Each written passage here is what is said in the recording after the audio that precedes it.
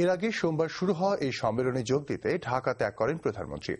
জলবায়ু পরিবর্তনের প্রভাবের ফলে বাংলাদেশের ক্ষতির জন্য দায়ী দেশগুলোর কাছে সেখানে ক্ষতিপূরণ চাইবেন তিনি। সম্মেলনে তার সফর সঙ্গী হয়েছেন 40 জন। আশরাফুল হকের রিপোর্ট। জলবায়ু পরিবর্তনে বাংলাদেশের উপর বিরূপ প্রভাবের কথা তুলে ধরতে প্রধানমন্ত্রী জেনেভায় গেছেন। সকালে বাংলাদেশ বিমানের একটি উড়োজাহাজে তিনি ঢাকা ছাড়েন। তাকে বিদায় জানান মন্ত্রিসভার সদস্য এবং সামরিক ও বেসামরিক কর্মকর্তারা। বৃহস্পতিবার প্রধানমন্ত্রী তার বক্তব্যে জলবায়ু পরিবর্তনে বাংলাদেশের উপর বিরূপ প্রভাবের কথা তুলে ধরবেন। জলবায়ু পরিবর্তনে দায়ী না হলেও বাংলাদেশ যে ক্ষতির মুখোমুখি হচ্ছে তার জন্য ক্ষতিপূরণ চাইতে পারেন প্রধানমন্ত্রী। উন্নত বিশ্ব যারা এই ক্লাইমেট চেঞ্জের জন্য মূলত দায়ী, তারা ক্লাইমেটিক্যালি ভালনারেবল কান্ট্রিজগুলোর জন্য কি করতে পারে, অ্যাডাপ্টেশনের জন্য, মিটিগেশনের জন্য।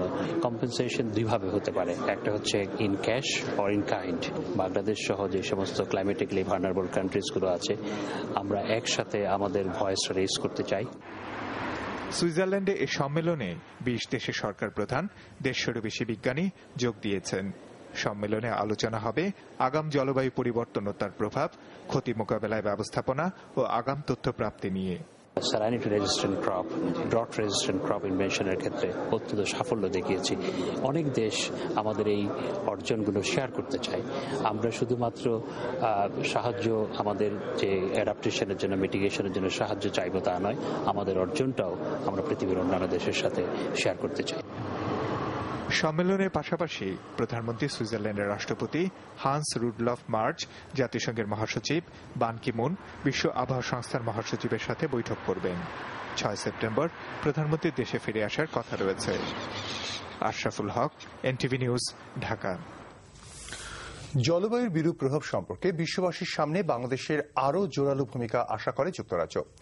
বাংলাদেশে দুদিনের সফর শেষে মঙ্গলবার বিকেলে ঢাকায় এক সংবাদ সম্মেলনে এই কথা জানান দুই ব্রিটিশ মন্ত্রী আলেকজান্ডার ডগলাস এবং এড মিলিব্যান্ড।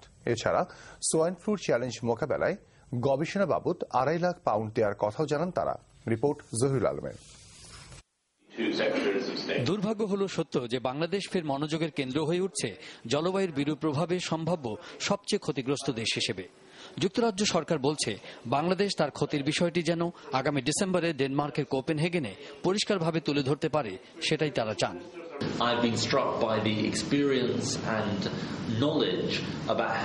যেখানে সচেতনতা দেখে আমি অবাক হয়েছি।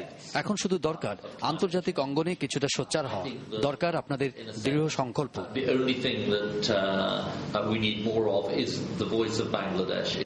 সাংবাদিকদের এক প্রশ্নের জবাবে ব্রিটিশ আন্তর্জাতিক সহায়তা বিষয়ক মন্ত্রী আলেকজান্ডার ডগলাস বলেন, সোয়াইন ফ্লু এই মুহূর্তে বিশ্বব্যাপী একটি বড় স্বাস্থ্য সংকট। সবাইকে এখন সতর্ক থাকতে হবে। আমরা সরকারের সামর্থ্য বাড়াতে সহায়তার জন্য আইসিডিডিআরবি কে সোয়াইন ফ্লু সম্পর্কে গবেষণার জন্য আগামী 6 মাসে £2.5 লাখ সহায়তা দিচ্ছি। বাংলাদেশে গণতন্ত্রের বর্তমান চর্চা সম্পর্কে অন্য এক প্রশ্নের জবাবে আলেকজান্ডার ডগলাস বলেন, The country simply cannot return to the divisive politics of the past without a price being paid. অতীতের বিভক্ত রাজনীতিতে ফিরে যাওয়ার কোনো সুযোগ আর নেই। কাজেই সংসদে বিরোধী দলের উপস্থিতি, কার্যকর একটি সংসদ সহ সুস্থ গণতন্ত্রের চর্চায় আমরা সবাইকে উৎসাহিত করি।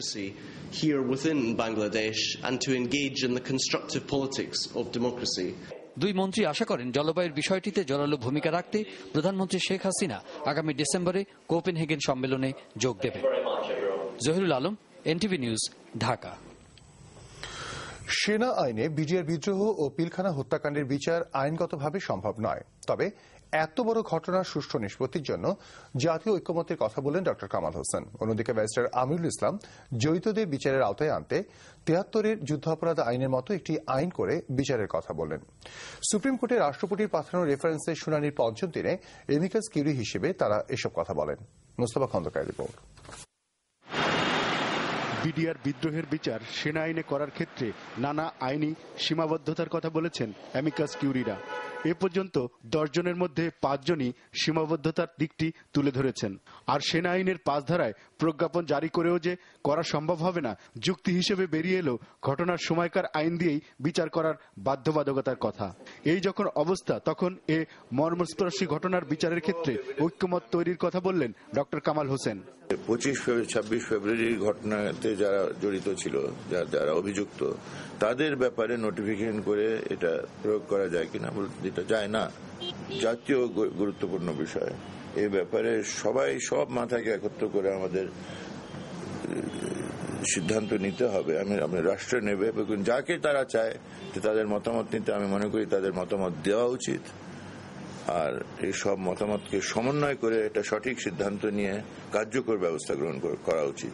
আর ওই মর্মান্তিক ঘটনার প্রকৃত বিচার করতে একটি আলাদা আইন করার কথা বললেন ব্যারিস্টার আমিরুল ইসলাম। যদি প্রয়োজন হয় স্পেশাল ট্রাইব্যুনাল করবে, প্রয়োজন হয় তারা আইন, এইটা মানবতা বিরুদ্ধে অপরাধ এবং গণহত্যা, এটাকেও আমাদের লোকাল আইনে, আমাদের মিউনিসিপ্যাল লতে নিয়ে আসবে।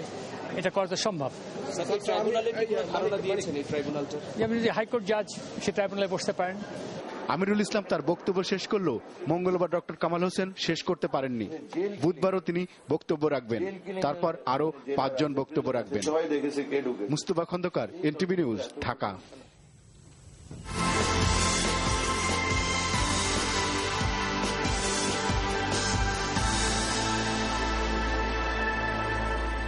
আজ হোক আর কাল হোক, অচিরেই আমেরিকা এবং ইউরোপ অর্থনৈতিক মন্দার কবল থেকে উঠে আসবে বলে ধারণা করা হচ্ছে।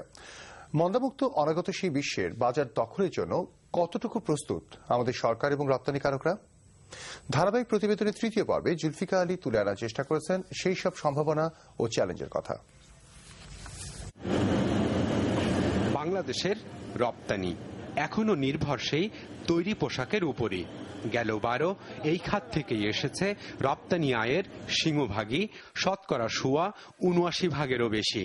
হোমটেক্স, ফ্যাব্রিক্স ও টেরিটাওয়েলকে এর সাথে যোগ করা হলে এই হিস্সা উঠে যাবে শতকরা 83%। এছাড়াও বাংলাদেশের অন্যান্য রপ্তানি পণ্যের মূল গন্তব্য এখনো সেই ইউরোপ আর আমেরিকা। রপ্তানিকারকরা বলছেন ওইসব দেশ থেকে মন্দা উঠে গেলে ফের উৎপাদনশীল হবে কারখানা, ফলে নতুন কাজের সুযোগ তৈরি হয়, বাড়বে আয় ও ভোগ, তাই বাড়তে পারে বাংলাদেশি পণ্যের চাহিদাও। সরকারকে যদি ইনফ্রাস্ট্রাকচার মানে পাওয়ার, বিদ্যুৎ, গ্যাস, আর যদি কিছু ইপিজেড করে দেয়, তারা ইপিজেড না করে যদি ইন্ডাস্ট্রিয়াল জোন করে দেয়, আর কিছু লাগে না। তারপরে ওই নিজের প্রাইভেট সেক্টরে যে একটা গতিটা আছে, ওই গতিতে কিন্তু ইন্ডাস্ট্রি হবে। আমরা যেটা দেখি বিনিয়োগের পথে বাধা হিসেবে, একটা হলো ইনফ্রাস্ট্রাকচারের অভাব, আর তার মধ্যে বিশেষ করে বিদ্যুতের অভাব। কাজে আমরা বিদ্যুৎ খাতে এই পারফরমেন্সটা যাতে ইমপ্রুভ করতে পারে, সেই জন্য আমরা কাজ করছি। বিদ্যুতের একটা সমস্যা আছে এবং বিদ্যুতের সমস্যা রাতারাতি বা অল্প সময়ের মধ্যে শেষ করা যাবে না। একটা